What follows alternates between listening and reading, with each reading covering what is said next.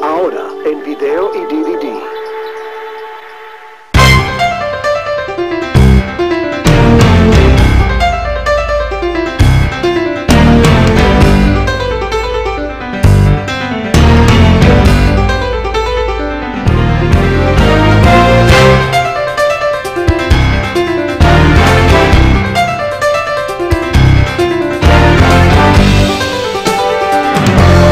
Entendemos que ha sido de bendición y los hermanos se han nutrido de esta exposición tan excelente de la palabra del Señor, especialmente del libro de Revelación.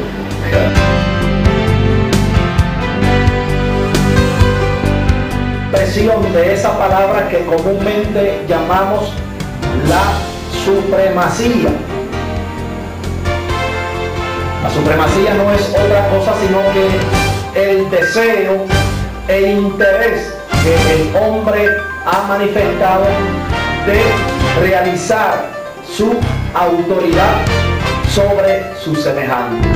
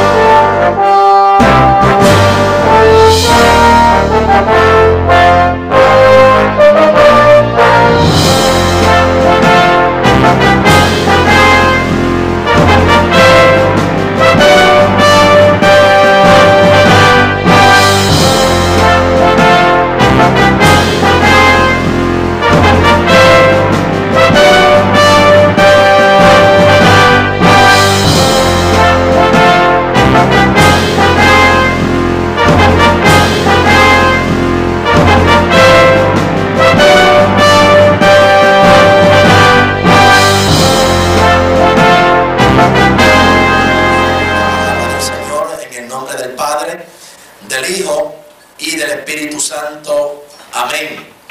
La revelación de Jesucristo que Dios le dio para manifestar a sus siervos las cosas que deben suceder presto, y la declaró enviándola por su ángel a Juan su siervo, el cual ha dado testimonio de la palabra de Dios y del testimonio de Jesucristo y de todas las cosas que ha visto. Bienaventurado el que lee y los que oyen las palabras de esta profecía y guardan las cosas en ella escritas, porque el tiempo está cerca. Señor amado, Dios de la gloria, te damos gracias por la hermosa oportunidad que nos concedes de estar en tu casa. Hemos adorado tu nombre y damos gracias de lo que por gracia hemos recibido en nuestras vidas hasta este día. En esta hora hemos pedido, Señor, la dirección de tu Santo Espíritu para poder hacer uso de tu palabra para la gloria y la honra de tu nombre. Tu palabra dice que ella es viva y es eficaz. Ella es cortante y penetrante más que toda espada de dos filos. Ella llega al hueso, ella llega al tuétano. Ella discierne el más mínimo pensamiento que hay dentro del corazón del hombre. Tu palabra dice que de la misma manera que del cielo cae a la tierra la lluvia y la nieve, y da simiente al que siembra y pan al que come, así es toda la palabra que sale de tu boca. Ella no tornará vacía, sino que ha de obrar para aquello en lo que tú la has enviado. Gracias por el privilegio de recibir tu palabra que es vida a nuestras vidas, y tu palabra que tiene el propósito de edificar, exhortar y consolar cada una de nuestras vidas para tu gloria. Recibe de parte de cada uno de tus hijos toda la gloria y toda la honra en el nombre maravilloso de Jesús. Gracias, muchas gracias. Amén, amén. Gracias, Salvador. Bien, amados, comenzamos en esta noche un tema de introducción del libro del Apocalipsis, y ello tiene en esta noche el propósito de indicarnos lo que Apocalipsis es, lo que Apocalipsis contiene, lo que Apocalipsis significa. Siempre que compartimos este tipo de conferencia, recomendamos en cada iglesia que vamos que antes de entrar en un estudio de este libro de revelación, muchas veces muchos hermanos tienen el interés y el deseo de comenzar a leer, a estudiar el libro de inmediato, pero hay unos pasos muy importantes que quiero recomendarles, que son instrucciones a seguir para todo aquel que quiere entrar en un estudio en las Escrituras, en un tema que es lo que llamamos el estudio de la escatología bíblica. En otras palabras, lo que significa la ciencia que se dedica al estudio de los acontecimientos futuros, las cosas que sucederán en adelante, revelado por Dios a través de su Santo Espíritu, y que están grabadas en las páginas de las Sagradas Escrituras. Siempre que vamos a algún lugar a llevar conferencias de esta naturaleza, recomendamos en las iglesias que alguien que tiene el interés de entrar en un estudio del libro del Apocalipsis, primeramente recomendamos, número uno, que estudie con calma, con detenimiento. La palabra de Dios es algo que debemos de estudiarlo con calma, sin prisa. No importa el tiempo que nos tomemos en un capítulo, en un libro, en una sección de la Biblia, lo importante allí es lo que podamos absorber de lo que estamos estudiando, aunque sea poco el material, pero que podamos sacar el máximo provecho. Siempre yo recomiendo que primeramente debemos tener un conocimiento profundo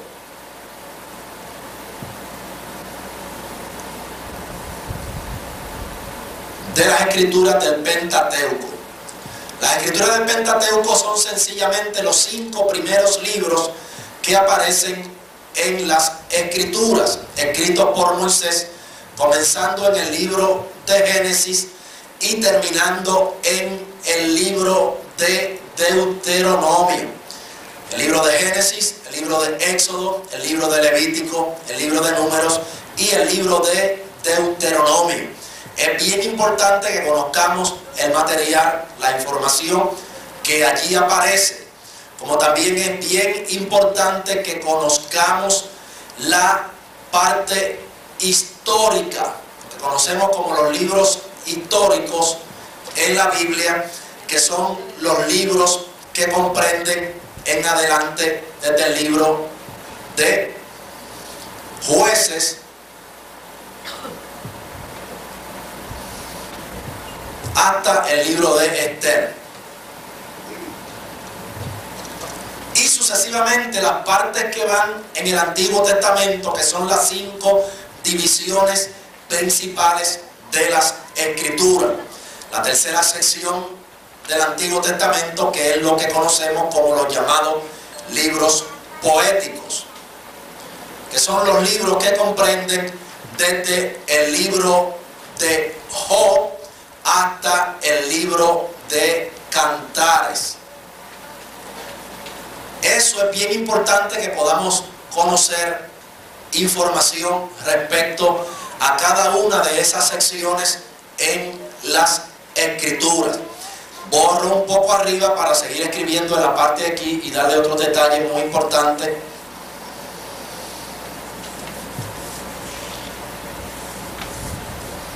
Y es la parte a la cual llamo mayormente la atención porque es la que tiene mayor relación con el contenido del libro del Apocalipsis. Y es lo que conocemos en la Escritura como los llamados libros de los profetas, que están divididos en dos grupos. Primero le llamamos los profetas mayores,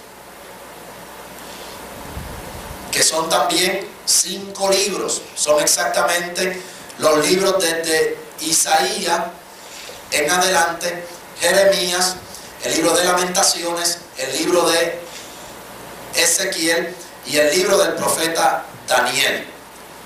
Esos 5 libros es vital que podamos conocerlo bastante para poder aprender lo que Dios habló a través de los profetas mayores. Y segundo, lo que se llaman los profetas menores. Son exactamente los libros desde Oseas hasta el libro del profeta Malaquías. Son 12 libros: Oseas, Joel, Amós, Abdías, Jonás, Miqueas, Nahum, Habacuc, Sofonías, Ageo, Zacarías y finalmente Malaquías, que cierra el Antiguo Testamento con 39 libros. Y ahí concluye lo que se llama el Antiguo Testamento, que hemos llamado o denominamos el Antiguo Pacto. De todo eso que le he mencionado, llamo la atención acerca de un libro que es de vital importancia y es el libro del profeta Daniel. El libro del profeta Daniel es un libro corto, consta sencillamente de 12 capítulos. Y ese libro de Daniel, que tiene 12 capítulos, está dividido en 2 secciones o 2 partes que son también cortas. La primera de ellas cubre los capítulos del 1 hasta el capítulo 6. Y esa primera parte del libro del profeta Daniel, que cubre los capítulos 1 hasta el capítulo 6, es lo que conocemos como la parte histórica del libro del profeta Daniel. Debo mencionarle que aunque esta primera división del libro de Daniel se conoce como la parte histórica, no deja de tener profecía, porque hay una palabra profética muy clara, que es el capítulo 2, que es sumamente importante en aplicación de temas de profecía. La segunda sección del libro de Daniel cubre los capítulos del 7 hasta el capítulo 12. Y a ello les recomiendo un estudio bien detenido, capítulo 7, capítulo 9, capítulo 11 y el capítulo 12 del libro del profeta Daniel. Por lo menos en mi experiencia personal particular, en áreas de investigación, en estudios de profecía, escatología, yo recomiendo que se dedique un estudio, el libro de Daniel, por lo menos 3 años de estudio consecutivo, antes de empezar a leer el libro del Apocalipsis. Todo lo que le mencioné en el Antiguo Testamento, los libros del Pentateuco, libros históricos, libros poéticos, los 5 libros de los profetas mayores y los 12 libros de los profetas menores, que hacen exactamente 17 escritos de temas de profecía en el Antiguo Testamento, y especialmente con mucho detenimiento y dedicación en el libro de Daniel, que luego se complementará en el estudio final del libro del Apocalipsis. De manera que esa es nuestra recomendación para todo el que desea entrar en materia de estudio, de investigación de profecía y dedicarse al estudio del libro del Apocalipsis. Comenzamos diciendo que en esta ocasión vamos a compartir una introducción del libro del Apocalipsis, como hemos mencionado. Hablamos que en el griego original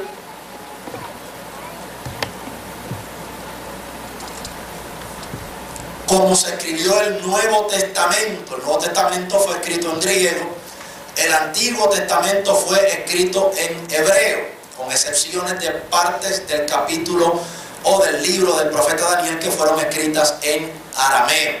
Pero en su mayoría, el Antiguo Testamento escrito en hebreo, el Nuevo Testamento escrito en griego. En el griego aparece una palabra que dice apocalipto. Esa palabra apocalipto lo que significa sencillamente es apocalipsis. Y apocalipsis sencillamente lo que significa es revelación. ¿Revelación de qué? Revelación de eventos, revelación de acontecimientos, revelación de sucesos que se llevarán a cabo en adelante. Pero hay algo muy importante en las Escrituras, y es que debemos de entender en esta noche que el único que está facultado y que tiene toda la sabiduría y toda la revelación para identificar los acontecimientos del futuro y mostrarlos en un constante presente es solamente nuestro Dios.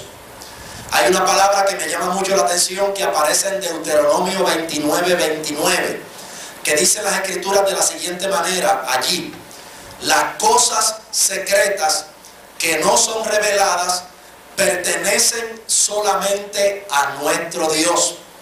Las cosas reveladas pertenecen a nosotros los hombres. Dios, y solamente Él, está dotado para poder traer una revelación clara, porque Dios tiene un atributo, nosotros los humanos no lo tenemos, y es que Él es únicamente omnisciente. Dios sabe todas las cosas. Otro de los atributos que nuestro Dios posee es que nuestro Dios es omnividente. Su visión se proyecta a lo largo de los siglos, de los milenios, las dispensaciones, tiempos y sazones de los tiempos.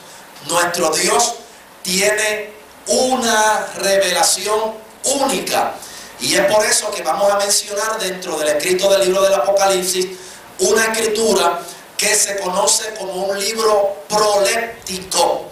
La palabra proléptico lo que significa sencillamente en una traducción elemental es mostrar eventos y acontecimientos que sucederán en el futuro y que se muestran en un constante presente. Esa facultad solamente la tiene nuestro Dios. De ahí que a muchas personas se les hace un poco difícil la comprensión del libro del Apocalipsis. Dios revela su palabra y revela los eventos y acontecimientos que sucederán en el futuro, que dicho sea de paso todavía no han sucedido, pero para los efectos de Dios ya Dios vio todo lo que va a suceder, y en las páginas de las Sagradas Escrituras identifica cada evento, cada acontecimiento que sucederá. Por eso fue que Dios le pudo revelar al apóstol Juan, quien escribió este libro, las cosas que van a suceder en adelante. Debo mencionar, aparte de lo que significa Apocalipsis y su traducción y su aplicación, una de las cosas por las cuales el libro de Apocalipsis se hace un tanto difícil para las personas poderlos entender y entrar en un estudio de investigación del libro, es sencillamente por las diversas escuelas de interpretación que existen acerca del material e información de este libro. Yo les voy a mencionar algunas escuelas de interpretación en esta noche para que nosotros podamos ver cómo es que algunas de ellas interpretan el contenido de este libro. Dentro de las muchas escuelas de interpretación del libro, hay una de ellas que se llama la escuela histórica. Hay otra escuela que aplica el libro del Apocalipsis que se conoce como la escuela espiritual. Hay otra de las escuelas que aplica el contenido del libro de Apocalipsis como la escuela pretérita o preterista. Hay otra de las escuelas que se conoce como la escuela fundamental.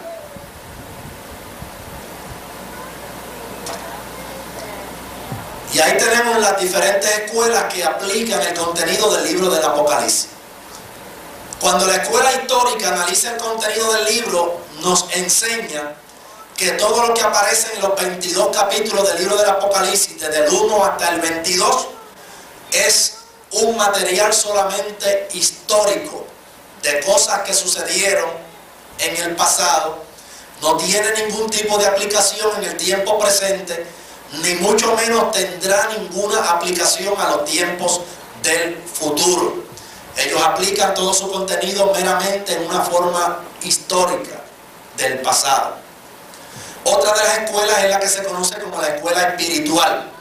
La escuela espiritual, cuando analiza e investiga el libro del Apocalipsis, ellos dicen que no hay nada histórico, que no hay nada literal, que todo el contenido del libro es sencillamente espiritual y aplica al principio espiritual solamente.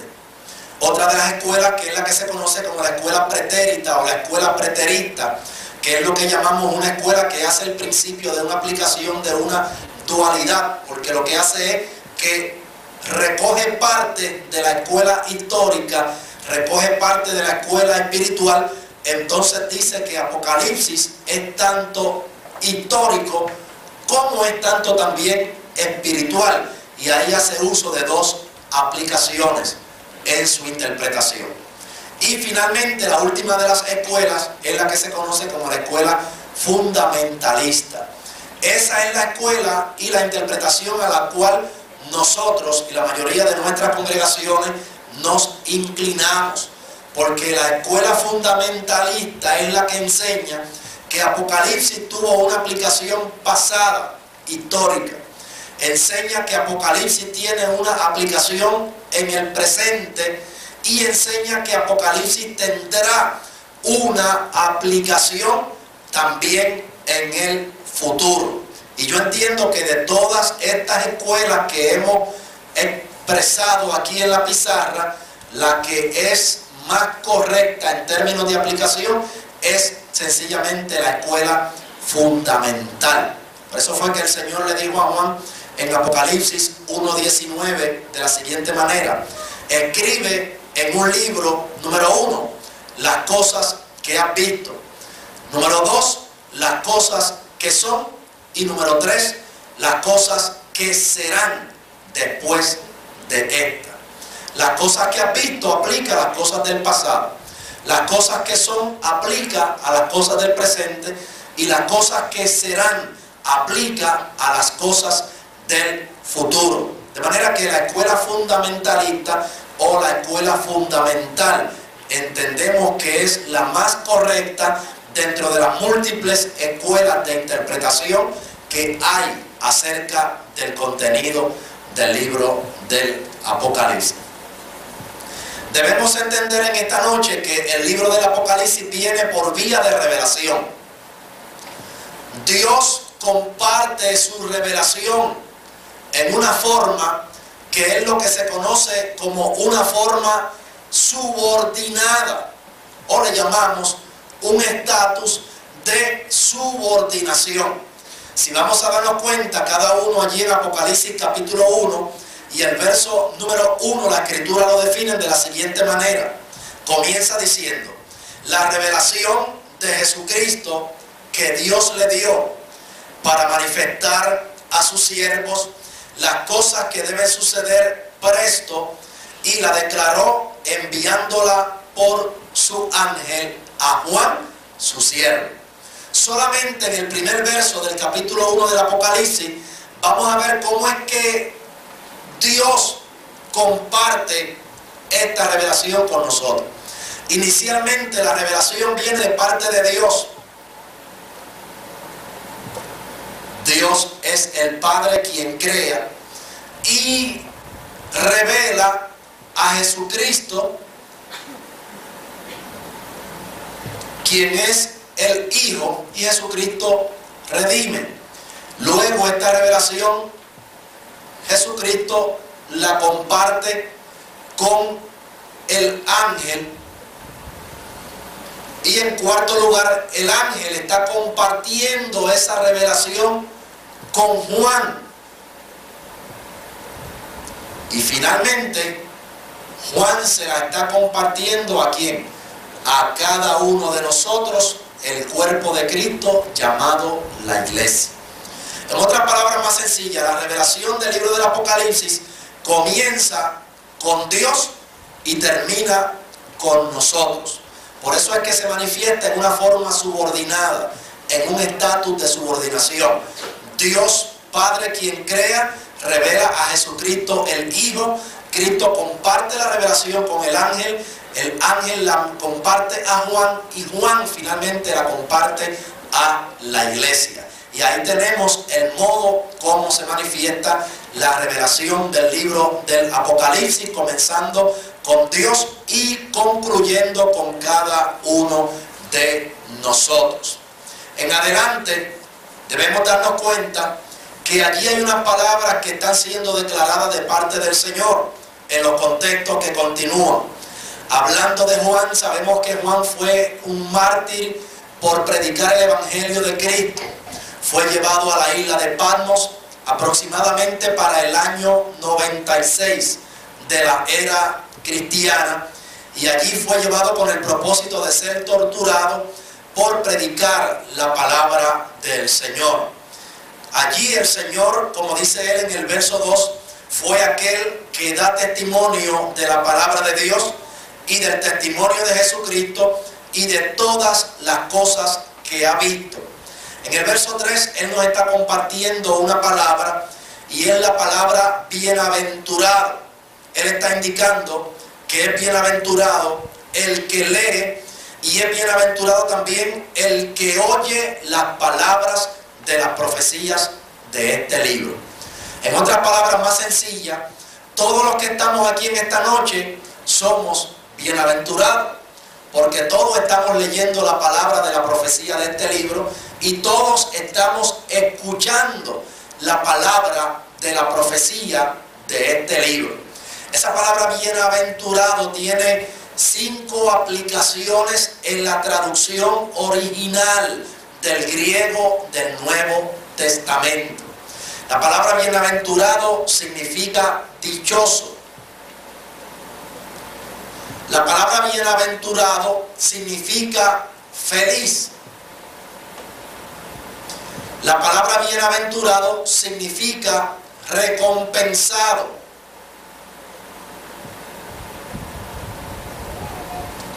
La palabra bienaventurado significa remunerado. Y finalmente la palabra bienaventurado, Dios, aparte de hacernos dichosos, feliz, recompensado, remunerado, Él también nos galardona. Somos galardonados. De manera que si en ese verso que aparece ahí, en el verso número 3, el apóstol Juan, Apocalipsis 1:3, dijera: dichosos el que lee y oye las palabras de la profecía de este libro, está diciendo exactamente lo mismo que es bienaventurado.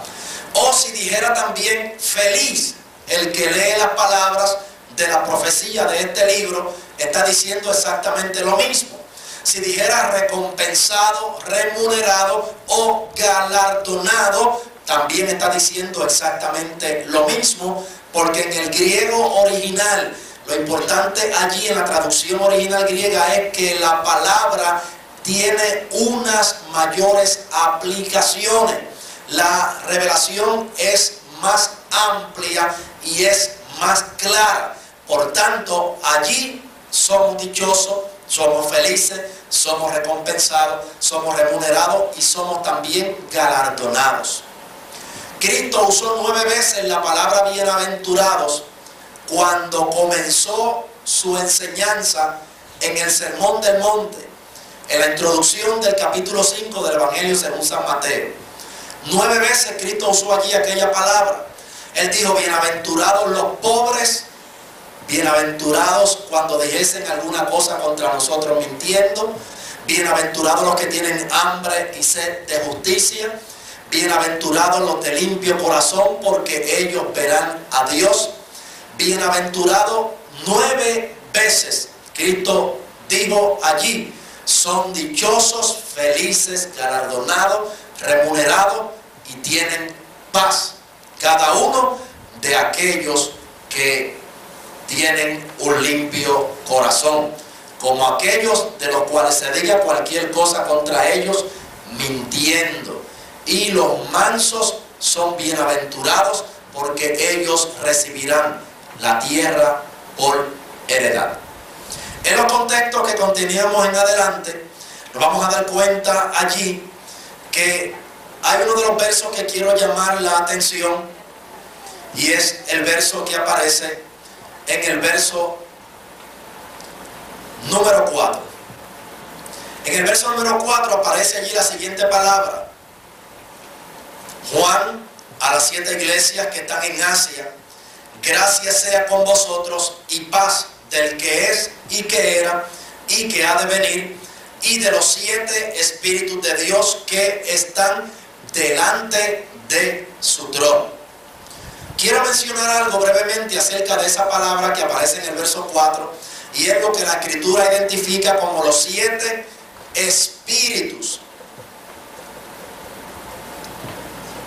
de Dios. Apocalipsis se denomina el libro de 7.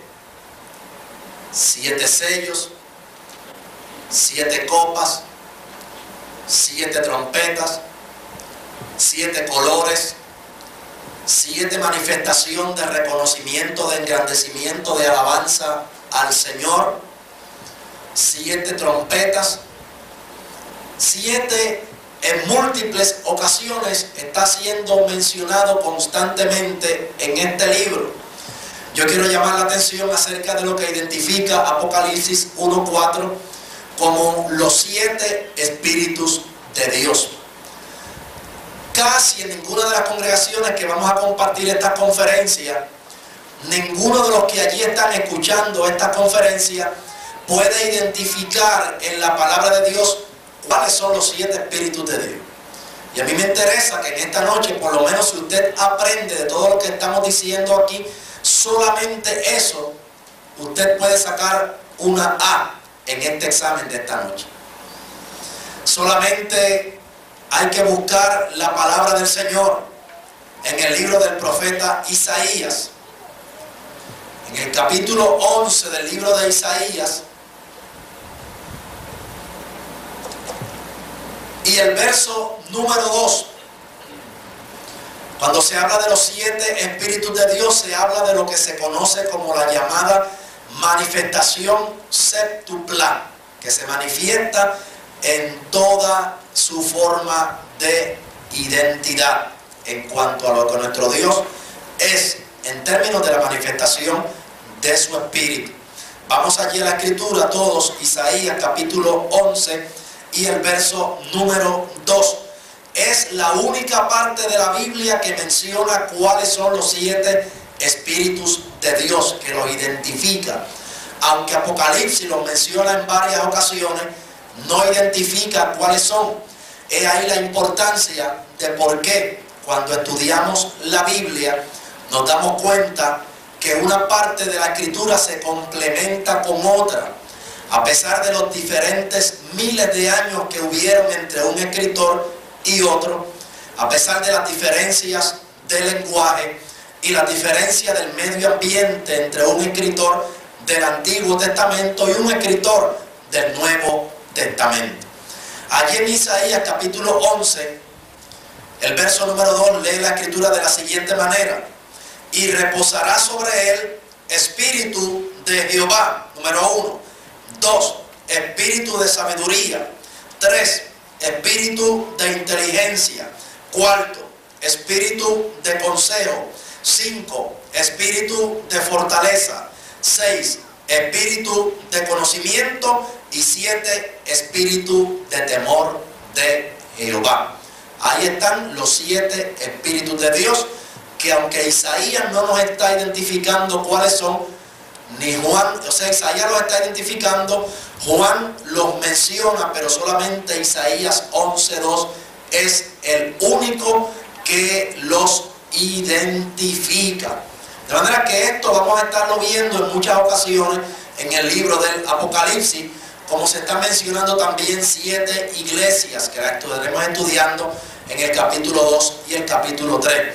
La iglesia de Éfeso, Esmirna, Tiatira, Pérgamo, Sardis, Filadelfia y la iglesia de Laodicea. De allí vamos a seguir adelante y vamos a pasar a lo que identifica el capítulo 1 respecto a Jesucristo en términos de su revelación. Debo indicarles en esta noche que cada uno de los capítulos del libro del Apocalipsis tiene un tema particular que sobresale. El tema del capítulo 1 es precisamente la revelación de Jesucristo. Y esa revelación de Jesucristo vamos a estarla viendo desde los versos 12 hasta el verso 19. Juan está declarando lo que él vio y lee la escritura de la siguiente manera: me volví a ver la voz que hablaba conmigo y vuelto vi 7 candeleros de oro. En medio de los 7 candeleros, uno semejante al Hijo del Hombre, vestido de una ropa que llegaba hasta los pies y ceñido por los pechos con una cinta de oro. Y su cabeza y sus cabellos eran blancos como la lana blanca, como la nieve, y sus ojos como llama de fuego, y sus pies semejantes al latón fino. La Biblia moderna, de versión moderna, debe decir al bronce bruñido. Y sus ojos como llama de fuego, y sus pies semejantes al latón fino, ardientes como un horno, y su voz como el ruido de muchas aguas. Y tenía en su diestra 7 estrellas, y de su boca salía una espada aguda de 2 filos, y su rostro era como el sol cuando resplandece en su fuerza.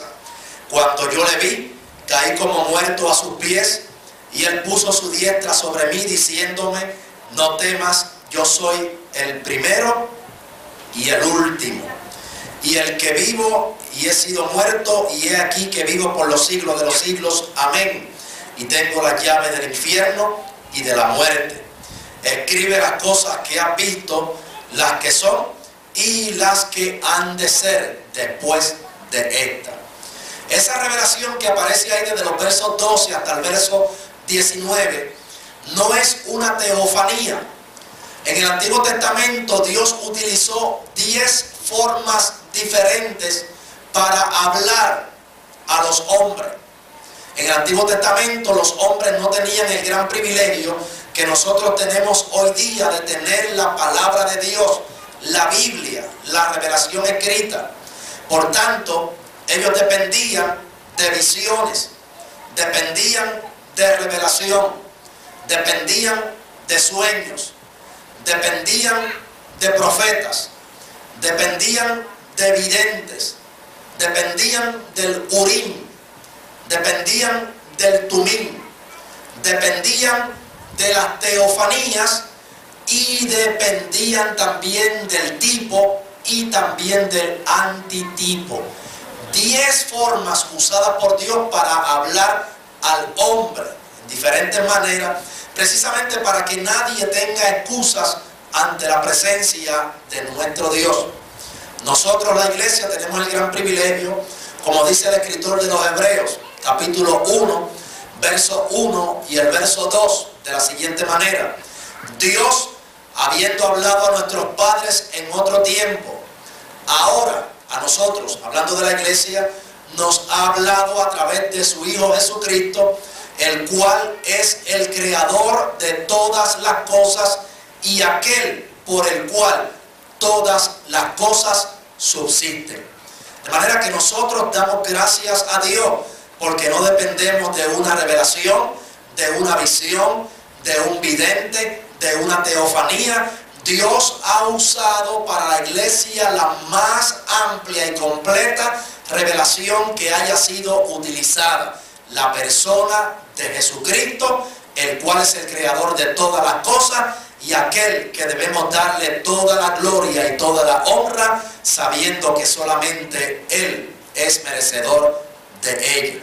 De manera que las teofanías aplicaban sencillamente al Antiguo Testamento.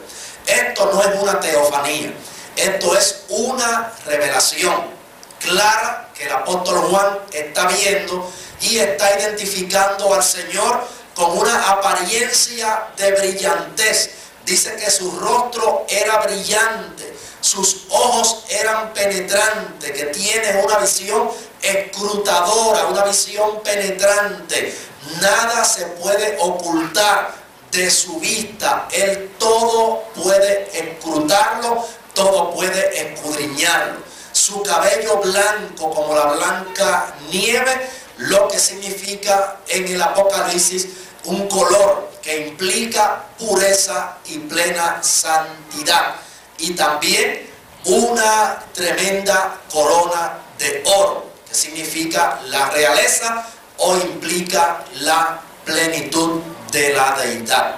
Ahí tenemos el primer capítulo del libro del Apocalipsis, identificando la revelación de nuestro Señor Jesucristo como la figura principal manifestada en el libro de revelación, el libro del Apocalipsis. En adelante vamos a estar viendo el capítulo 2 y el capítulo 3, que trata acerca de los mensajes para las iglesias de Asia. 7 mensajes muy particulares que fueron identificados a cada una de las iglesias del Asia Menor. Les mencioné anteriormente, y lo menciona también la Escritura, en Apocalipsis capítulo 1, el verso número 4, y lo menciona allí también en Apocalipsis capítulo 1 y el verso número 11. Y hago mención de las iglesias, la iglesia de Éfeso, Esmirna, Tiatira, Pérgamo, Filadelfia, Sardis y la iglesia de Laodicea. Una de las preguntas que nos hacen en muchas congregaciones que vamos es la siguiente: aparte de las 7 iglesias que se mencionan en Apocalipsis capítulo 2 y capítulo 3, ¿habían otras iglesias en aquellos lugares? La contestación es positiva. Sí, habían otras iglesias en aquel lugar. Sencillamente el Señor escogió aquellas 7 iglesias porque específicamente aquellas iglesias tenían una condición espiritual particular y tenían una condición moral muy particular, de las cuales Dios quiso tratar con cada una de ellas. Nos vamos a dar cuenta en adelante en el análisis que estaremos haciendo, por lo menos de 2 de ellas, porque lo que vamos a estar viendo en la primera, lo que vamos a estar viendo en la última, será repetitivo en todas las 5 iglesias restantes, de manera que tiene una aplicación particular para cada una de ellas. Vamos a ver allí que el Señor comienza escribiendo un mensaje para la iglesia de Éfeso. La palabra Éfeso significa amor fraternal. Y la iglesia de Éfeso, históricamente hablando, aplica a la experiencia de la iglesia cuando la iglesia se levantó en su experiencia inicial, que es lo que hemos conocido como la iglesia primitiva, la primera iglesia que estaba en todo el fragor de esa experiencia genuina, en ese primer amor que es particular de todo aquel que tiene una experiencia con el Señor Jesucristo. En cada uno de estos mensajes vamos a estar contemplando 3 cosas. Primero, vamos a estar viendo allí una identificación particular de Jesús a cada una de esas iglesias. Segundo, vamos a estar aplicando cada uno de esos mensajes. Y tercero, estaremos viendo unas promesas que son declaradas de parte del Señor. Vamos a analizar brevemente el mensaje de la iglesia de Éfeso y con mucha calma lo voy a estar leyendo y usted va a hacer una evaluación particular y usted mismo va a identificar cuál va a ser la identificación de Cristo para la iglesia de Éfeso, cuál será la aplicación del mensaje del Señor para esa iglesia y cuál será la promesa del Señor para esa iglesia. De esta forma estaremos ganando tiempo y las 6 iglesias que restan será una repetición porque está llevando a cabo lo mismo. Primero debemos mencionar que los mensajes están dirigidos al ángel. La palabra ángel significa mensajero. El mensajero de la iglesia, de la congregación, es el ministro, el pastor, el que el Señor tiene al frente, delante de esa congregación, para entregarle el mensaje y que a su vez Él comparta ese mensaje con la iglesia.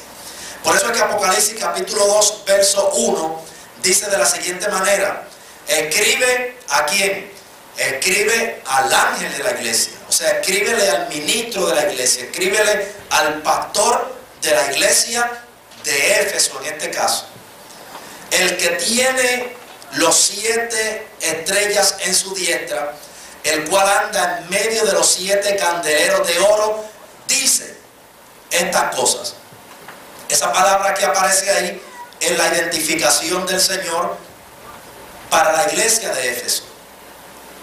En la iglesia de Éfeso Él se identifica de la siguiente manera: el que tiene las 7 estrellas en su diestra, y se identifica como aquel que anda en medio de los 7 candeleros de oro. El mensaje es el siguiente: yo sé tus obras, tu trabajo, tu paciencia, y que no puedes sufrir los malos, los has probado, y los que se dicen ser apóstoles y no lo son, y los has hallado mentirosos. Y has sufrido, has tenido paciencia, has trabajado por mi nombre y no has desfallecido. Pero tengo contra ti que has dejado tu primer amor. Recuerda por tanto de dónde has caído y arrepiéntete y haz las primeras obras, pues si no, vendré presto a ti y quitaré tu candelero de su lugar si no te hubieres arrepentido. Y en el verso final de ese mensaje le dice, el verso número 7, el que tiene oído, oiga lo que el Espíritu dice a las iglesias. Y dice la promesa: al que venciere, daré a comer del árbol de la vida, el cual está en medio del paraíso de Dios. Hay varias cosas que vamos a identificar en ese mensaje. Primero, que el Señor se está identificando a la iglesia de Éfeso en una forma muy particular. La forma como Él se está identificando a esta iglesia no será la misma que se identificará a las 6 iglesias restantes. Segundo, el mensaje que se comparte a la iglesia de Éfeso no será el mismo mensaje que se compartirá a las próximas 6 iglesias, ni mucho menos la promesa que está ofreciendo a los vencedores de la iglesia de Éfeso no será tampoco la misma promesa en el resto de las demás iglesias restantes. Allí nos vamos a dar cuenta que el Señor está hablando de una iglesia que está exaltando sus obras. Él dice: yo conozco tus obras, tu trabajo, tu paciencia, que eres una iglesia que no puedes soportar los malos y que has puesto a prueba a aquellos que vienen a tu medio, toman participación activa en el culto, se identifican como apóstoles y se identifican con ministerio, pero finalmente has probado que no lo son. Y la prueba final ha determinado que son mentirosos, lo que significa que aquella iglesia era una iglesia donde abundaba la manifestación del Espíritu Santo y donde abundaba la manifestación de los dones del Espíritu Santo. Cuando alguien venía a la congregación, se paraba al frente, tomaba parte activa y decía: yo soy apóstol, yo soy profeta, yo soy ministro. El Espíritu Santo, mediante el don de discernimiento, levantaba a una persona, lo utilizaba y le decía: calla, enmudece, siéntate, porque no eres digno de tomar parte en este lugar, ni mucho menos tomar participación frente de esta congregación. Se parece mucho a la iglesia de hoy día, ¿verdad, hermano? Hace falta la manifestación de los dones dentro de la iglesia del Señor. Hay 9 dones que están divididos en 3 grupos, a saber: número 1, dones de saber en forma sobrenatural, que es el don de ciencia, es el don de sabiduría y es el don de discernimiento o discreción de espíritus. Dones de actuar en forma sobrenatural, don de fe, don de milagro, don de sanidad divina, y dones de hablar en forma sobrenatural, don de lenguas, don de interpretación de lengua y don de profecía. 9 dones divididos en 3 grupos de dones, a saber: 3 de hablar en forma sobrenatural, 3 de saber en forma sobrenatural y 3 de actuar en forma sobrenatural. De los 9, la iglesia solamente pone en práctica uno de ellos, y en estos días muy escasamente: el don de hablar en lengua. Y el resto de los 8, ¿dónde están? Son para la iglesia, no son para el mundo. La iglesia necesitamos la manifestación de esos maravillosos dones. El Señor llamó a la iglesia de Éfeso con unas palabras un poco contundentes y severas, y le dijo, después de hablarle palabras de opulencia y palabras de exaltar todas aquellas cualidades esenciales de la iglesia, le dijo: pero tengo contra ti que has dejado tu primer amor. El primer amor debe ser una experiencia constante, nunca se debe perder. Siempre debe estar allí, tan vital como lo fue desde el comienzo. No importa los años de nuestra relación con Dios, nuestra vida debe tener una postura de fidelidad a Dios y un acercamiento a Él, independientemente del cúmulo de años que nosotros tengamos sirviendo a Cristo. Yo comparo la experiencia del primer amor con una relación de una pareja en su relación del noviazgo. Cuando una pareja se une en un compromiso de un noviazgo, ellos siempre están compartiendo una comunicación muy amplia. Usted puede llamar a la casa de una pareja joven, que la joven tiene un compañero quien es su novio, o viceversa, o el joven tiene una compañera que es su novia. Y yo le garantizo que siempre que usted llama allí, el teléfono estará ocupado. Y espera media hora y vuelve a hacer una llamada, y en esa media hora el teléfono ocupado continuará. Y dice, bueno, pues vamos a esperar una hora entonces para llamar, y cuando llama a la hora, qué sorpresa, todavía sigue la línea ocupada. Y es que hay tanto de qué hablar, hay tanto diálogo, hay tanta comunicación, que mucho se comparte. Parece que el tiempo que es tan amplio no da para poderse comunicar de tantas cosas que hay. Pero cuando llega el momento de la experiencia matrimonial, ya no es el noviazgo, ahora es la esposa. Antes, cuando era novia, se abría la puerta con mucha delicadeza, y cuando ella se sentaba en el vehículo, cerrábamos la puerta con mucha caballerosidad. Clic. Ahora, después de 20 años, avanza y vístete, porque si no avanza me voy para el culto y te quedas a pie. Yo no sé cuántas hermanas se han quedado aquí, se han perdido el culto. No me atrevo a decirle cuántas levanten la mano, porque creo que la mayoría la levantarán. Parece que muchas se han quedado a pies y se han perdido el culto, pero ¿qué ha sucedido con ese primer amor? Es lo mismo hace ahora 20 o 30 años después de haber tenido la experiencia del matrimonio a lo que fue en el noviazgo. El Señor trae un mensaje muy claro y muy contundente para la iglesia. Debemos de mantener el primer amor. El primer amor no debe cambiar. Muchos dicen, no, el primer amor, esos son los primeros años cuando uno conoce a Cristo. El primer amor es constante, continuo, debe mantenerse esa experiencia vigente, latente, todo el tiempo. El Señor hizo unas palabras muy fuertes para aquella iglesia: mas tengo contra ti que has dejado tu primer amor, por tanto arrepiéntete, si no vendré pronto a ti y quitaré el candelero de tu lugar si no te hubieres arrepentido. Tremendo. Son palabras que suenan fuertes de parte del Señor, pero es la forma utilizada por Dios para hablar al pueblo y concientizar de la urgencia de su palabra en su medio y en nuestros medios. Aquí al final del mensaje de la iglesia de Éfeso, el Señor está compartiendo una promesa. Y fíjense, hermanos, una de las cosas que vamos a estar viendo en este mensaje es que las promesas del Señor están siendo dirigidas solamente para aquellos que son vencedores. En este camino muchas personas han comenzado. Muchos comenzaron con nosotros, muchos han comenzado con ustedes. Hoy no están aquí, volvieron atrás. Y usted ha permanecido en este lugar. ¿Por qué? Porque usted se ha mantenido como vencedor. Y la promesa del Señor está orientada, está dirigida para el vencedor.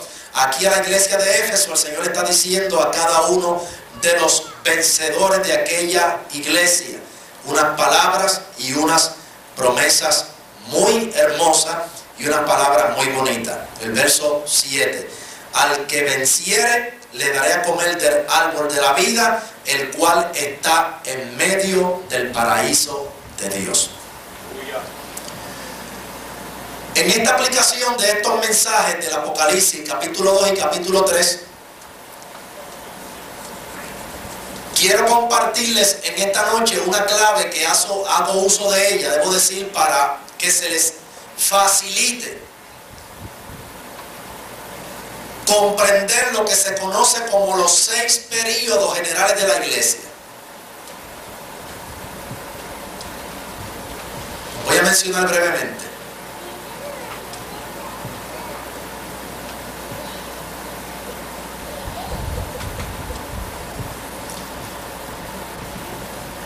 La iglesia desde su origen, el día de Pentecostés, que habla en Hechos capítulo 2, dice en las escrituras que habían 15 naciones allí representadas: partos, medos, elamitas, del Ponto, del Frigia, Panfilia, cretenses, judíos, prosélitos, naturales, griegos, romanos y de todas las naciones debajo del sol. Hecho aquel grande estruendo, Hechos capítulo 2, estaban reunidas aquellas naciones allí. Esa iglesia que se originó el día de Pentecostés hasta esta noche que estamos aquí compartiendo esta conferencia, ha pasado por 6 etapas, lo que llamamos o denominamos 6 periodos generales. Yo le voy a escribir en la pizarra una clave para facilitarle a ustedes los diversos nombres que se utilizan para identificar las etapas de la iglesia, y la clave es la siguiente, muy fácil para que ustedes la puedan aprender. Se va a llamar la clave APIN RN. Eso identifica los 6 periodos o las 6 etapas que la iglesia del Señor ha estado pasando desde el día que la iglesia comenzó en la faz de la tierra hasta esta noche que estamos reunidos en esta congregación. ¿Cuál fue la primera etapa de la iglesia? La iglesia apostólica. Habla en Hechos capítulo 2 y Hechos capítulo 3. ¿Cuál fue la segunda etapa de la iglesia? La iglesia perseguida. Cuando comenzaron a perseguir la iglesia, que habla a la altura del capítulo 4 del libro de los Hechos. ¿Cuál fue la tercera etapa de la iglesia? La iglesia imperial. El tiempo de los emperadores. Comenzaron a perseguir a los cristianos. Todo el que decía que predicaba el evangelio de Cristo, le cortaban la vida. Ningún creyente podía identificarse abiertamente como cristiano. Ellos lo que hacían era que dibujaban un pescadito en el piso y escribían las palabras exoye en griego, que significa soy cristiano. No es como ahora que usted se encuentra con un hermano y le dice, Dios te bendiga, hermano, Dios te bendiga, hermana, ¿cómo está? En ese entonces no se podía hacer así, porque los emperadores, en el tiempo cuando la iglesia, en la etapa imperial, estaba pasando, ellos perseguían a los cristianos. Ciertamente la historia que habla el libro de la marcha del cristianismo y la reforma religiosa del siglo XVI dice que en todos los bosques que habían en Jerusalén no quedó un solo árbol plantado. Los árboles fueron todos cortados, fueron usados para hacer cruces, para apostarlas en todas las orillas de la calle de Roma. Cuando los emperadores pasaban en el carruaje, lanzaban material combustible en los pies de los cristianos y en las noches eran utilizados como antorchas humanas para alumbrar las calles de Roma. Ellos no podían comprender cómo era que mientras los cuerpos de los cristianos se iban quemando desde los pies hacia arriba, antes de ellos ver sus cuerpos quemándose, los cristianos cantaban un cántico que decían: al que nos amó, al que nos salvó, el que derramó su sangre por nosotros en la cruz, a él le damos toda la gloria y toda la honra. Aquella gente decía: esta gente están locos, han perdido la cordura, han perdido la noción, son incoherentes. Como una persona que su cuerpo se está despedazando mediante las llamas y el fuego lo va devorando, puede alabar y puede glorificar el nombre del Señor. Como si eso fuera poco, en el anfiteatro romano llevaban los cuerpos de los creyentes. Fieras devorantes y leones hambrientos eran lanzados sobre los cuerpos de aquellos creyentes y ellos estaban en un espectáculo en las gradas, mientras los cuerpos de los creyentes eran despedazados en pedazos y las arenas del anfiteatro romano lamían la sangre de los cuerpos de los cristianos. Ellos, siendo devorados, cantaban al Señor y le decían: el que nos amó, tú que nos has salvado, a ti te damos toda la gloria y te damos toda la honra. Y morían derramando su sangre, cantando y alabando el nombre del Señor. Esa fue la iglesia imperial y los emperadores manifestaron unas tremendas persecuciones contra la iglesia. Gracias a Dios, a hombres que fueron baluartes por motivo de su fidelidad, debemos hoy estar en este templo adorando el nombre del Señor y recibiendo la enseñanza de esta palabra maravillosa. Hombres como Juan Wesley, hombres como Juan Calvino, hombres como un lírico Zwinglio de Italia, hermanos Wycliffe también en Francia, Jerónimo Savonarola, Juan Hus y todos aquellos grandes hombres de Dios que dieron el todo por el todo hasta la última gota de sangre. Mártir de Antioquía, Policarpo de la iglesia de Antioquía, cuando el emperador lo vio, le dijo: lo único que podrá mantenerte vivo sobre la tierra será que niegues el nombre de Jesucristo que tú estás predicando por todo lugar. Lo subió al carruaje y le dijo: no predicarás más del nombre de Jesús. Y Policarpo le respondió: hacen 87 años que yo le sirvo a mi Señor. ¿Cómo he de negar yo a mi Señor y a mi Salvador? Prefiero que me quite la vida. E inmediatamente su cabeza fue cortada, pero se fue a morar a la presencia maravillosa del Señor.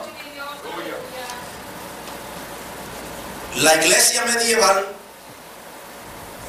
y en adelante la iglesia reformada, gracias a Dios por los reformadores de antaño, muchos de ellos que los mencioné anteriormente, y la etapa que nos ha tocado vivir a nosotros en este último tiempo, en esta última vuelta, en el tiempo en el cual ya la venida del Señor se acerca para recoger su pueblo.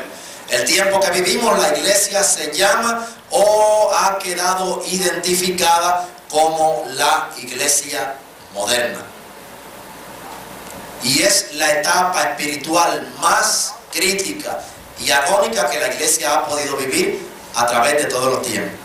Porque nuestra batalla no es una batalla física. Ahora no tenemos leones hambrientos que devoren nuestros cuerpos. No tenemos material combustible que queme nuestros cuerpos. No somos antorchas humanas para alumbrar las calles, pero sí estamos batallando la batalla más densa y más tremenda que haya podido batallar la iglesia a través de todos los tiempos. Por eso es, amados hermanos, que en el libro del Apocalipsis aparece una de las iglesias que el Señor usa un mensaje muy contundente para hablar a esta iglesia, y que lamentablemente tenemos que decir en esta noche: será la iglesia que se quedará en la tierra, que no participará del rapto, que no irá con el Señor al cielo, que a pesar de que se congrega en un determinado lugar, se quedará y se perderá y pasará por una condenación y por una gran tribulación, que será el tema que estaremos hablando mañana en la noche. Esa será la iglesia de la Odisea, y con esa vamos a terminar. Aquí no vamos a ver ninguna palabra de encomio, no vamos a ver palabras de exaltación. Todo el contenido del mensaje para la iglesia de la Odisea será un mensaje rudo de parte del Señor, usando un lenguaje fuerte y hablando a una iglesia que aparenta ser una cosa, pero en la finalidad es otra. Es la iglesia que dice que está viva, pero el Señor dice lo contrario, dice que ella está muerta. Ella dice que lo tiene todo y el Señor dice lo contrario, dice que no tiene nada. Ella dice que tiene el mejor producto para la elaboración de la visión y el Señor dice que es una iglesia ciega. De manera que vamos a analizar el mensaje de la iglesia de la Odisea, que aparece en Apocalipsis capítulo 3, versos 14 en adelante. Y escribe al ángel de la iglesia en la Odisea. He aquí dice el amén. Esa es la identificación del Señor para la iglesia de la Odisea. No es lo mismo que le digo a la iglesia de Éfeso. Y continúa expresándose de la siguiente manera: el testigo fiel y verdadero, el principio de la creación de Dios. Ahora comienza a desglosar el mensaje. Yo conozco tus obras, que ni eres frío ni eres caliente. Ojalá fuese frío o caliente, mas porque eres tibio. La tibieza es la mezcla de lo frío y de lo caliente. Y por cuanto eres tibio y no frío ni caliente, te vomitaré de mi boca. El agua tibia produce náusea, y el cristiano tibio, que tiene una dualidad, una práctica del mundo y la iglesia, produce náuseas y vómitos al Señor. Porque tú dices, esto es lo que la iglesia dice: yo soy rico, estoy enriquecido, no tengo necesidad de ninguna cosa. Eso dice ella. El Señor dice lo contrario: no conoces que eres una cuitada, que eres miserable, que eres pobre, eres ciega y desnuda. Yo te amonesto que de mí compres oro afinado en fuego, para que seas hecho rico, y vestiduras blancas para que no se descubra la vergüenza de tu desnudez, y unge tus ojos con colirio para que veas. Yo reprendo y castigo a todos los que amo, sé pues celoso y arrepiéntete. He aquí yo estoy a la puerta y llamo. Si alguno oyere mi voz y abriere la puerta, entraré a él, cenaré con él y él conmigo. Al que venciere, le daré que se siente conmigo en mi trono, así como yo he vencido y me he sentado con mi Padre en su trono. El que tiene oído, oiga lo que el Espíritu dice a las iglesias. Y ahí tenemos una iglesia que ella dice que no necesita nada. Lo tiene todo en abundancia, lo tiene todo en demasía.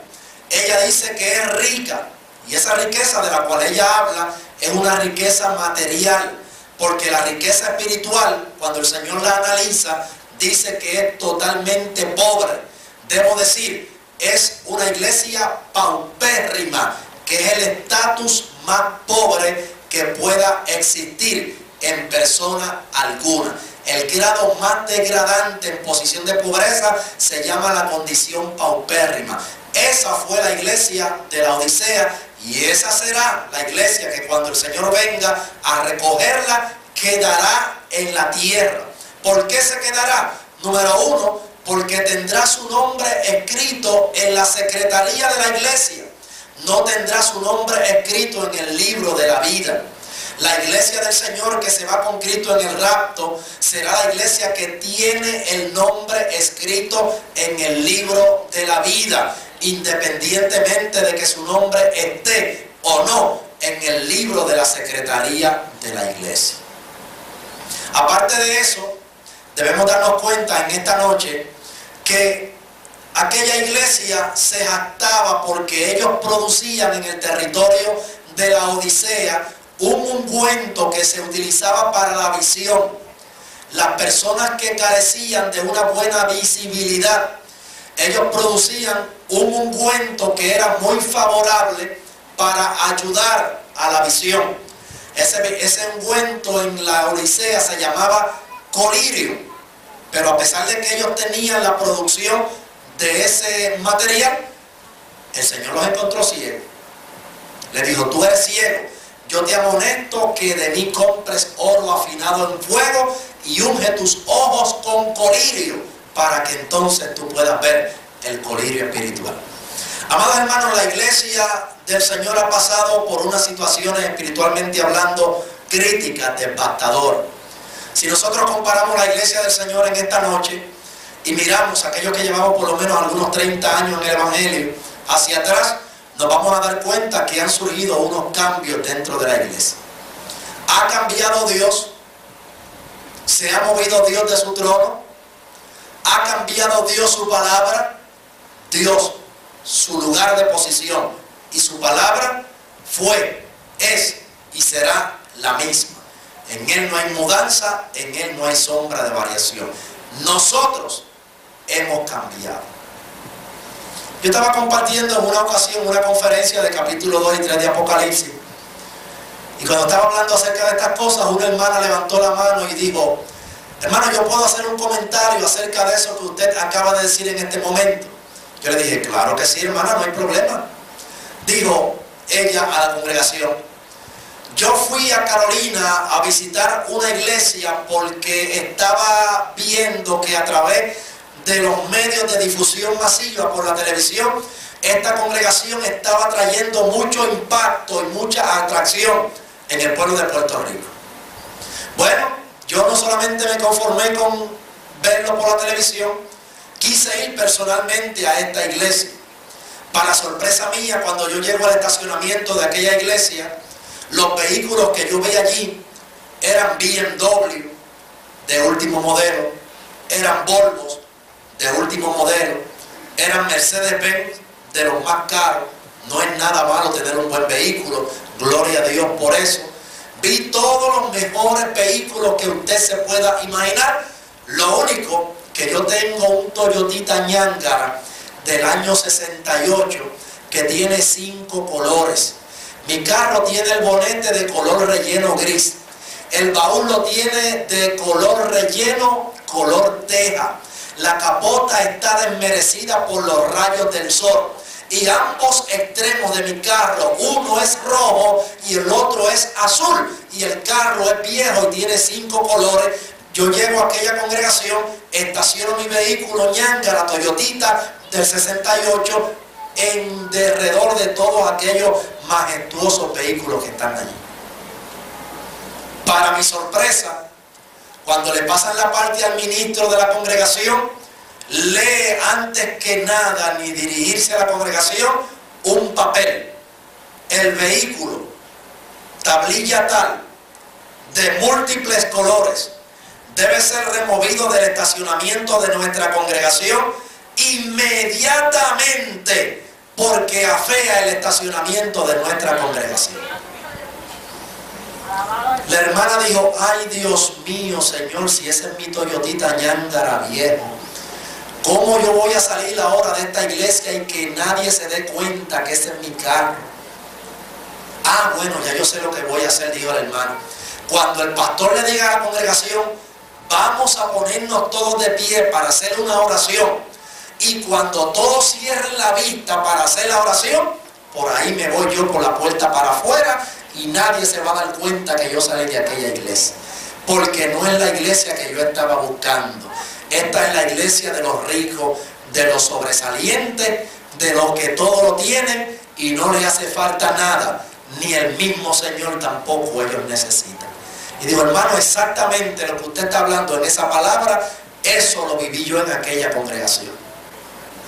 Tenemos iglesias con templos suntuosos, hermosos campanales, una construcción atractiva, unos bancos sumamente acoginados, sumamente preciosos, un enlosado envidiable, pero allí no está la presencia del Señor.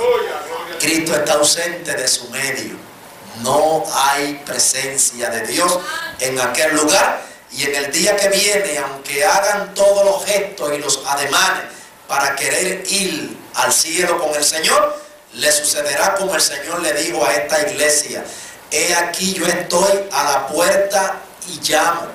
En esa iglesia de la Odisea el Señor estaba tocando. Y yo le pregunto a ustedes en esta noche, cuando alguien está tocando a la puerta, ¿en qué lugar se encuentra esa persona? Fuera. Han sacado al Señor de su medio. El Señor no está allí. Lo han desprovisto de estar en la presencia de ese lugar. Pero el Señor no hace un llamado para los muchos ni para las cantidades. Ahí tenemos en la palabra que Él dice: si alguno abriere la puerta. El Señor necesita solamente uno. Uno que abra la puerta es necesario para el Señor producir el grande avivamiento que Él quiere producir en medio de la iglesia. Si alguien abriere la puerta, yo entraré a Él y Él estará conmigo. Y al que venciere, le daré que se siente conmigo en mi trono, así como yo he vencido y me he sentado también con mi Padre en su trono. Aquí la palabra termina diciendo: el que tiene oído, oiga lo que el Espíritu dice a las iglesias. Y la palabra iglesia no va a aparecer más desde aquí en adelante en el libro del Apocalipsis. Aquí el tema de la iglesia, la palabra de la iglesia, la expresión de la iglesia termina en ese verso que aparece ahí en el capítulo 3 final del Apocalipsis. ¿Por qué? Porque ya el Señor lleva consigo la iglesia a una transferencia, a una esfera celestial, espiritual y gloriosa. Y eso es lo que vamos a estar viendo y lo que vamos a estar contemplando precisamente en el capítulo 4 del libro del Apocalipsis. Fíjate que allí en Apocalipsis capítulo 4, verso 1 en adelante, dice las Escrituras, y está diciendo Juan: después de estas cosas miré, y he aquí una puerta abierta en el cielo, y la primera voz que oí era como de trompeta que hablaba conmigo, diciendo: sube acá, y yo te mostraré las cosas que han de ser después de estas. Esa palabra que introduce ahí el capítulo 4 y el verso 1, después de estas cosas, ¿después de qué cosas? Pues después de las cosas que aparecen en Apocalipsis capítulo 1, en Apocalipsis capítulo 2 y en Apocalipsis capítulo 3. Ahora Dios le está concediendo una revelación a Juan, y es una revelación gloriosa de su trono. En ese trono que Juan está viendo, vamos a contemplar allí tres cosas. Vamos a ver a uno que está sentado en el trono, que en la mayoría del capítulo Juan no nos está indicando ni está identificando quién es. Segundo, vamos a ver 24 ancianos, y finalmente vamos a ver unos seres que están manifestando allí una característica que a la luz de la palabra de Dios nos vamos a dar cuenta que son querubines los que Dios muestra en esos contextos. Allí en aquel capítulo 4 vamos a darnos cuenta que dice allí de la siguiente manera, verso 2: luego yo fui en espíritu, y he aquí un trono que estaba puesto en el cielo, y sobre el trono estaba uno sentado. Alguien está sentado en el trono, pero Juan no está diciendo quién es. Lo cierto es que aquel trono que él está viendo, él está diciendo que tenía una apariencia a una piedra de jaspe, de sardio, y que tenía un arco celeste alrededor del trono, semejante en el aspecto a la esmeralda. Y allí vamos a detenernos unos segundos para identificar lo que está sucediendo en esa revelación que Juan está teniendo allí. Se está presenciando un trono. En el trono le está viendo uno que está sentado. No está identificando quién es, no dice quién es el que está sentado en el trono, pero dice que su aspecto, su apariencia es semejante como una apariencia de esmeralda, una piedra sumamente preciosa, prácticamente de las 12 piedras más preciosas que existen. Entre ellas se menciona el zafiro, el berilo, el carbunclo, el crisopraso, el jaspe, la cornalina, la amatista, todas esas piedras preciosas que son 12 de ellas. De esas 12 aparecen 2, de las cuales el que está sentado en el trono tiene aquella apariencia, una apariencia sumamente hermosa. En aquella forma que está siendo mostrado allí, aquel que está sentado, hay una comparación que yo hago en muchas ocasiones cuando compartimos este tipo de enseñanza, y es que a manera de adelanto, cuando estudiamos el capítulo 21 y el capítulo 22 del libro del Apocalipsis, que habla acerca de la ciudad celestial, la Nueva Jerusalén, que tendrá en su fundamento los nombres de los 12 apóstoles y tendrá en sus 12 puertas los nombres de las piedras más preciosas, vamos a darnos cuenta allí que la primera puerta de aquella ciudad es precisamente la primera piedra que se está mencionando en aquel trono en el cual Juan está viendo a uno sentado. Es precisamente la puerta de la piedra de esmeralda.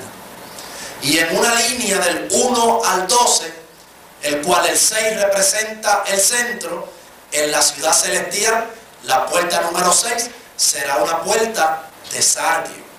De manera que este trono está identificando una miniaturización de lo que será la ciudad celestial. La Nueva Jerusalén descenderá del cielo, dicen las Escrituras, pero obviamente esto es un tema de otra conferencia que no quiero aplicarlo en esta noche, que aplica al capítulo 21 y el capítulo 22 del Apocalipsis. Solamente lo traigo como forma de adelanto para traer una comparación y una enseñanza en comparanza para aplicar el principio de lo que el apóstol Juan está viendo allí en el capítulo 4 del libro del Apocalipsis. En adelante hay 24 ancianos que se están mostrando allí. Fíjate que allí en los contextos que continúan en adelante dice de la siguiente manera. Hago referencia al verso, diría que aproximadamente al verso 5 en adelante.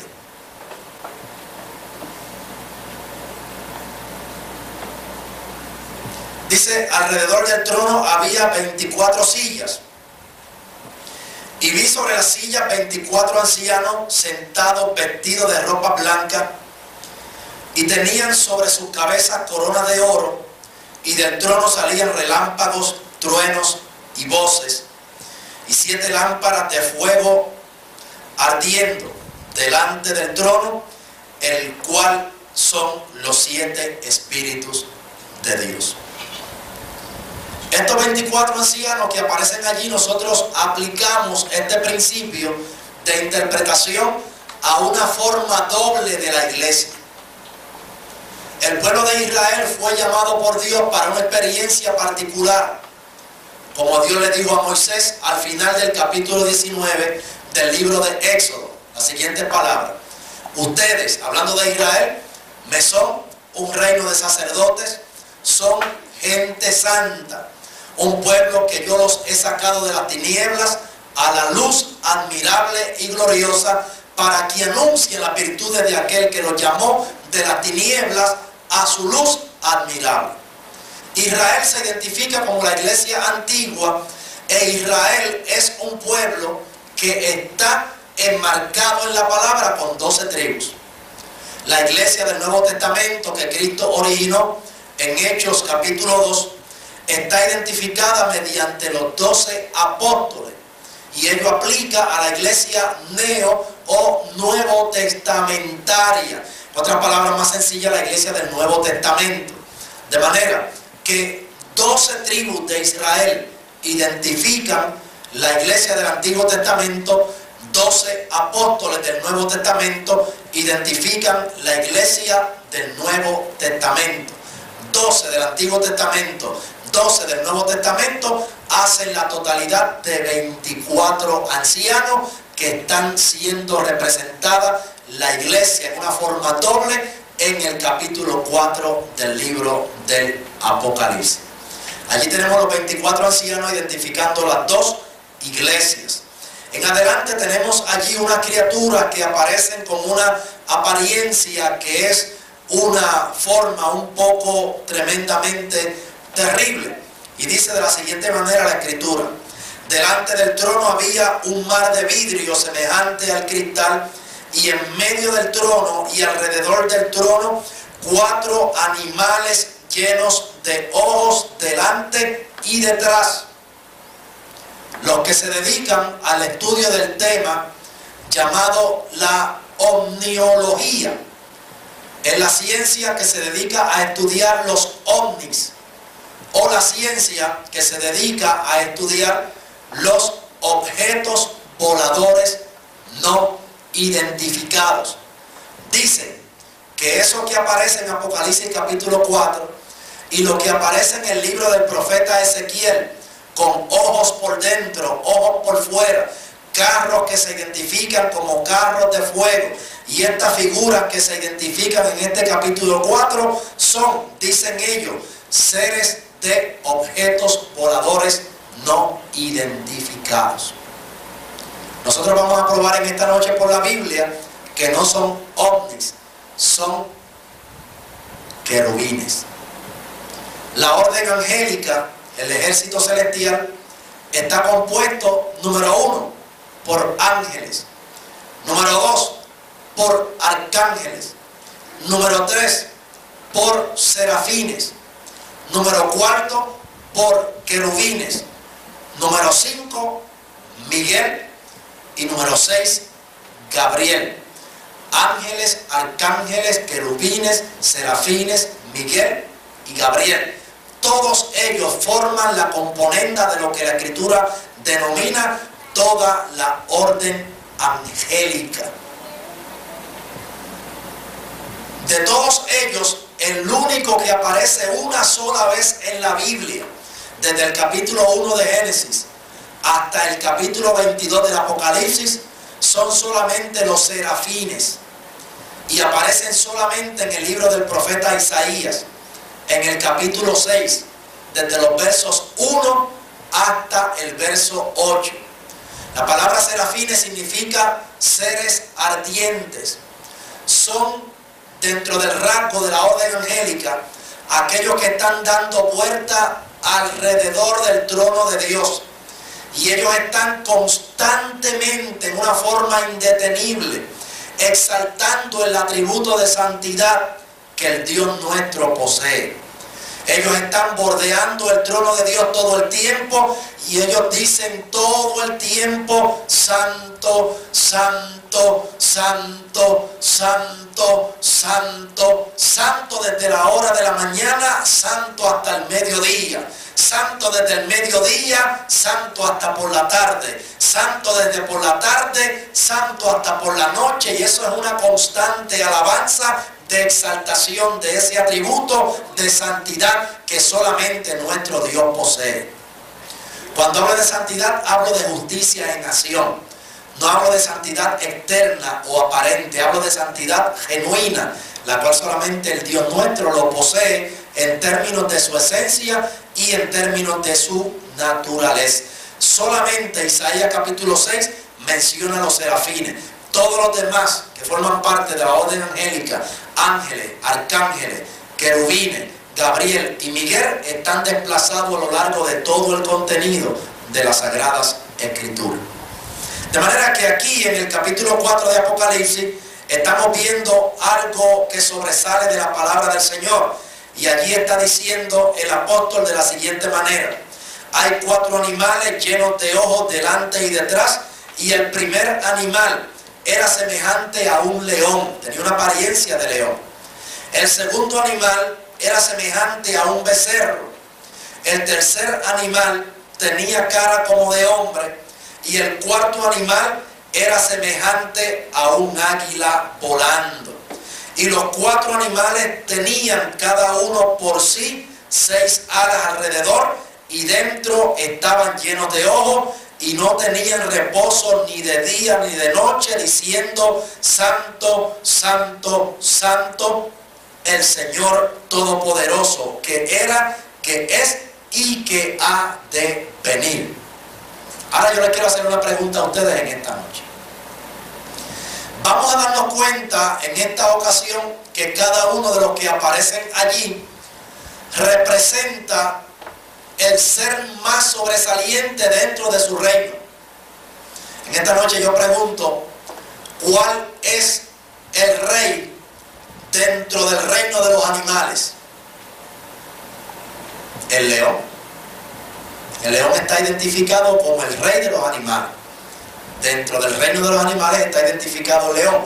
Uno de los que fue visto allí, de aquellos animales, tenía la apariencia de un león. En adelante nos está diciendo que el segundo de ellos, el segundo animal, era con la apariencia de un becerro. Y pregunto nuevamente: dentro del reino animal, aparte de la oveja, ¿qué es lo que muestra más docilidad? Es más dócil, más simplicidad y más sencillez. Un becerro. Y en tercer lugar estamos viendo aquí el tercer animal. Dice que tenía cara como de hombre. Y el hombre, debo mencionar en esta noche, que de todas las cosas que Dios ha creado, cielo, tierra, mar, todo lo que está debajo de la tierra, ¿qué es lo más grande que Dios ha creado en toda la creación? El hombre. Dios le ha dado al hombre toda autoridad sobre todo lo creado. El hombre se llama la corona de la creación. Es la figura máxima. Dios tomó del polvo de la tierra y lo creó e impuso en él su espíritu. Y el hombre, como dice Génesis 2:7, pasó a ser un alma viviente. A pesar de que el hombre es lo más grande que Dios ha creado, es lo que más problema le hemos dado a Dios. Porque la Biblia enseña que Dios creó los mares, los vientos, las montañas. Y en el libro de Job enseña la Escritura que Dios puso leyes sobre ellos. Y cuando los vientos se levantan con tempestad y arremeten sobre las olas del mar, las olas del mar se levantan tumultuosas y vienen unas olas enormemente gigantescas, pero cuando llegan a la orilla quedan tranquilas, quietas y vuelven nuevamente y retornan a su lugar. El problema grande con Dios ha sido el hombre. Pero el hombre es lo más grande que Dios ha creado, lo más maravilloso. Es la corona de la creación de nuestro Dios. Lamentablemente, amados hermanos, tenemos que mencionar que los que comparten por ahí la llamada teoría de la evolución, originada por Charles Darwin, y todos aquellos que fueron arrastrados tras la corriente de aquella presentación que él hizo acerca del llamado eslabón perdido, que lo han llamado o lo han denominado llamado Pitecántropo erecto, porque ha presentado una teoría relacionada a principios de un proceso evolutivo o de evolución en términos de lo que el hombre ha sido a lo largo de todos los tiempos. Y alguien sacó la idea que el hombre salió del mono, mas ciertamente la ciencia ha probado y comprobado la verdad de la palabra de Dios, porque lo que el mono fue en milenios de siglos atrás es exactamente lo que continúa siendo todavía, y lo que hacía hace milenios atrás lo continúa haciendo todavía. No hay ningún adelanto, no hay ningún progreso. Hacía ruidos, chiquidos y alaridos, y eso es lo que continúa haciendo todavía hasta este tiempo que estamos aquí en esta noche. No ha adelantado absolutamente nada. El hombre va en un proceso de evolución, en capacidad, capacitándose, desarrollándose. ¿Por qué? Porque Dios le ha dado la sabiduría, a pesar de que el hombre perdió una tercera parte de la sabiduría que Dios impuso en él, en su estado original de creación. Pero esa sabiduría se reinstaurará nuevamente en la finalidad del plan, del programa de Dios, cuando se establezca el reino del milenio sobre la faz de la tierra. Aguardamos esa experiencia y ese momento en el cual Dios nos permitirá compartir 26 experiencias nuevas que el hombre ha perdido desde la caída de Adán hasta esta noche que aquí estamos. Añoramos el momento glorioso del Señor. Por otra parte, nos vamos a dar cuenta que aparece allí un cuarto animal. Ese cuarto animal está identificado como un águila. Y pregunto en esta noche, ¿cuál es dentro del reino de las aves el más sobresaliente? El águila. Los águilas se remontan a las alturas y tienen una visión penetrante, escrutadora. Y tienen un sinnúmero de características que no vamos a mencionar en esta noche. En propiedad, debemos decir que los querubines que aparecen en el capítulo 4 del libro del Apocalipsis, número 1, son fuertes como el león. Número 2, son humildes y dóciles como el becerro. Número 3, son tan y mucho más sabios que el hombre. Y número 4, tienen una visión sumamente poderosa. Ellos ejecutan al pie de la letra las órdenes de Dios y son plenamente obedientes a las instrucciones de nuestro Padre Celestial. Dios le da una instrucción a un ángel para que venga del cielo a la tierra y le dice: yo quiero que tú vayas al altar de aquella iglesia y lleves un cerco y un abrigo de protección al ministro que yo tengo allí, y ellos vienen inmediatamente y obedecen aquella orden de Dios y ejecutan lo que Dios le ordena. El único que le da problemas al hombre, a Dios, es el hombre. Dios nos dice: yo quiero que tú hagas esto, y hacemos otra cosa. Le digo a una: quiero que vayas a Nínive. Le digo: no, yo voy para Tarsis. Y eso es una enseñanza típica de lo que el hombre es en su comportamiento y en nuestra relación con nuestro Dios. Bueno, debo mencionarle que este capítulo 4 del Apocalipsis, su tema principal es el tema de Cristo como Redentor. Cristo como el Creador, disculpen, debo decir Cristo como el Creador. Allí en este capítulo 4 del Apocalipsis, después de poder presenciar el trono, el que está sentado en el trono, que no sabemos quién es, poder ver allí 24 ancianos que aplica a la iglesia Antiguo y Nuevo Testamento, y ver 4 figuras de animales que son querubines, vemos ahora una manifestación unida de todos ellos. Apocalipsis capítulo 4, verso 9 en adelante, dice: cuando aquellos animales daban gloria y honra y alabanza al que estaba sentado en el trono, que todavía no dice quién es, al que vive para siempre jamás, ahí se unieron los 24 ancianos, se postraron delante del que estaba sentado en el trono, adoraban, y ahí las cosas cambian, porque si hay alguien que admite adoración, es nuestro Señor Jesucristo. Ninguno de los que forman parte de la orden angélica admite ninguna forma de adoración.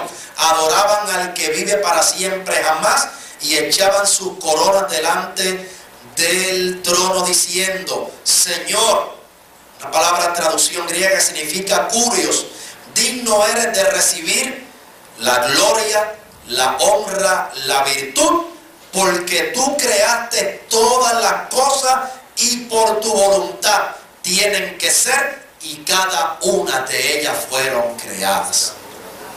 Por eso es que decimos que el capítulo 4 exalta a Cristo como el Creador,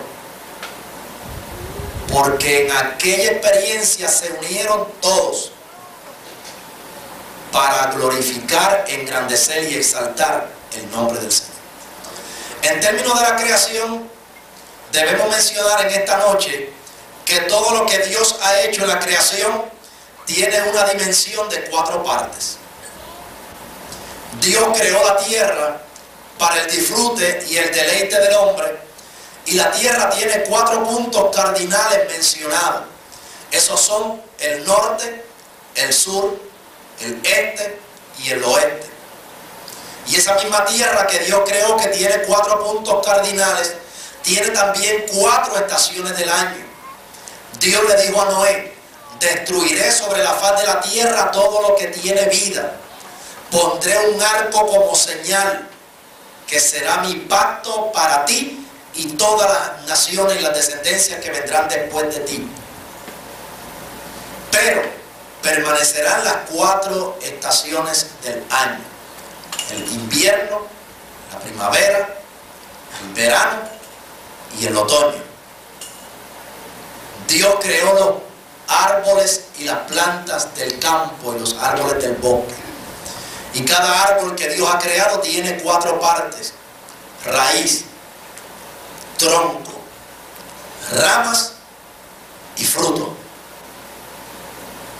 Dios creó al hombre como lo más grande de la corona de la creación, y el hombre tiene también 4 partes: niñez, juventud, adultez y senectud, lo que llamamos la ancianidad. Si hay alguna etapa más en la vida del hombre, que alguien se ponga de pie y me la diga. Lo que viene después es la muerte. Si no eres niño, eres adulto, eres anciano. Niñez, juventud, adulto y anciano. Ahí se acabó.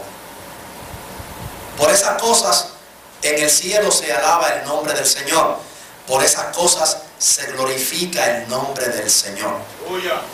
Un detalle adicional que quiero indicarles, y con esto vamos a traer algo bien rapidito del capítulo 5 del Apocalipsis, que estaba en uno de los reportes que saco de información del periódico, buscando la parte de lo que apela a los principios de la ciencia. Estaba leyendo en una de esas aplicaciones que nos enseña allí que en el observatorio de Arecibo se estaba haciendo un estudio de investigación científica. Los astrónomos y los científicos que allí estaban investigando el espacio, y en esa investigación espacial ellos se estaban dando cuenta que la forma del movimiento orbital de los planetas y las velocidades vertiginosas en las cuales ellos circundan el espacio, cada uno de ellos produce el sonido de un instrumento musical distinto.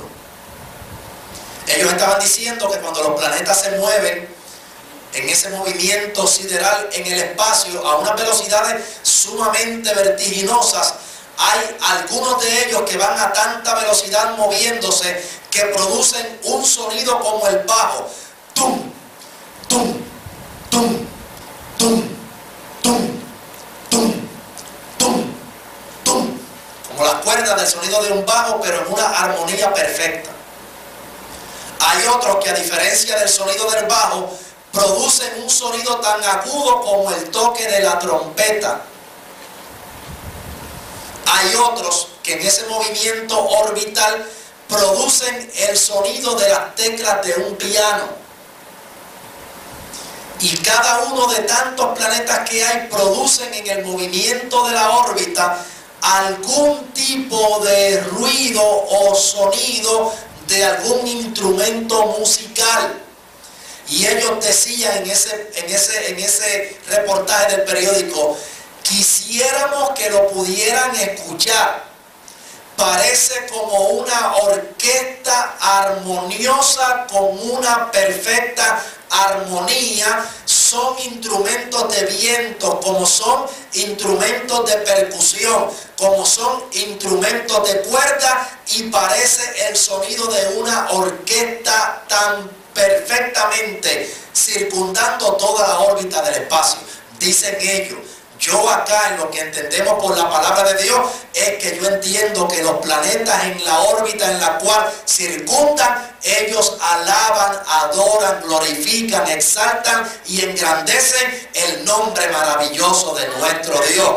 La iglesia adoramos al Señor en la tierra, pero ellos también exaltan el nombre y la majestad gloriosa y maravillosa de nuestro Dios en el cielo. Yo no dudo eso, hermano. Ahí en el capítulo 5, vamos a ver al final del capítulo 5, que allí se une una multitud de las huestes celestiales.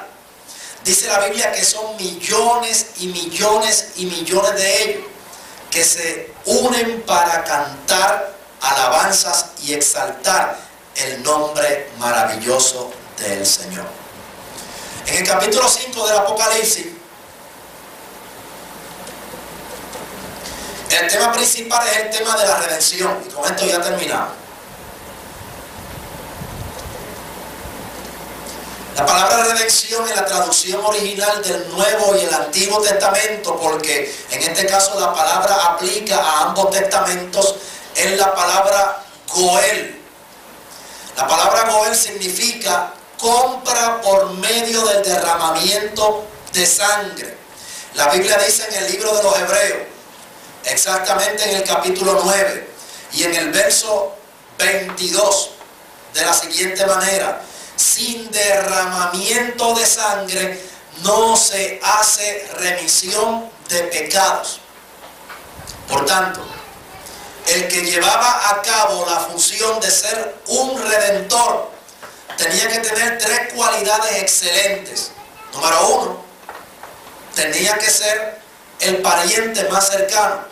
Los que han estudiado aquí el libro de Ruth saben de lo que estoy hablando. Era el pariente más cercano que tenía el derecho a efectuar la redención de aquel pariente que necesitaba la redención conforme a los requerimientos de la ley.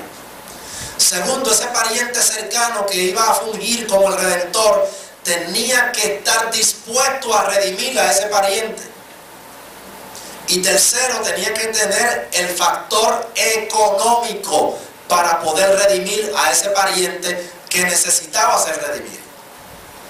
Cuando la palabra del Señor enseña en Apocalipsis capítulo 5 que hay un libro que está sellado con 7 sellos y nadie lo podía abrir, nadie lo podía mirar y nadie lo podía tocar, dice las Escrituras que el apóstol Juan, a causa de esta situación, comenzó a llorar con un lloro indetenible.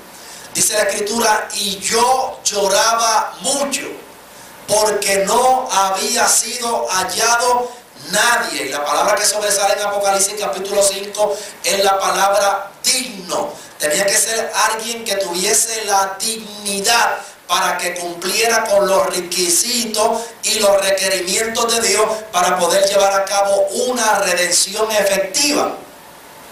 Y ahora Juan, como está llorando tanto, él dice: ni en el cielo, ni en la tierra, ni debajo de la tierra se pudo encontrar nadie que pudiera redimir al hombre.